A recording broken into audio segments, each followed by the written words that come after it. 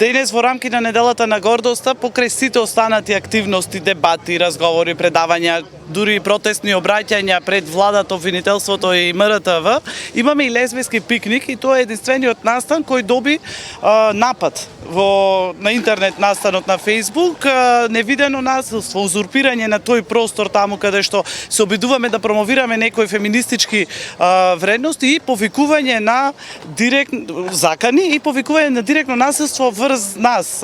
Секако тие пораки се преполни со говор на омраза.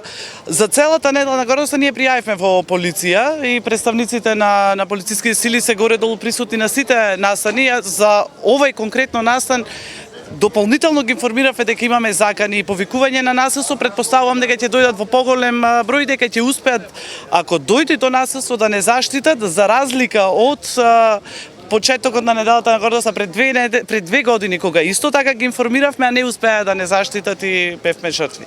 Настанот секако се одржува, немаме намера да го откажиме, затоа што не смееме да подклекнуваме на насилството и на заканите за насилство кои ги трпиме секој ден. Овие се повидливи можеби закани. Ние како активисти, јас и мои пријатели, добиваме скоро секој ден на закани во приватни пораки и говор на омраза се одржат тие. Секако, мислам дека единствен начин да се спротивставиме на тоа насилство е ние да се задржиме во јавниот простор, каде што само така би имале можност да ја промовираме вредностите, феминистичките вредности во кои веруваме.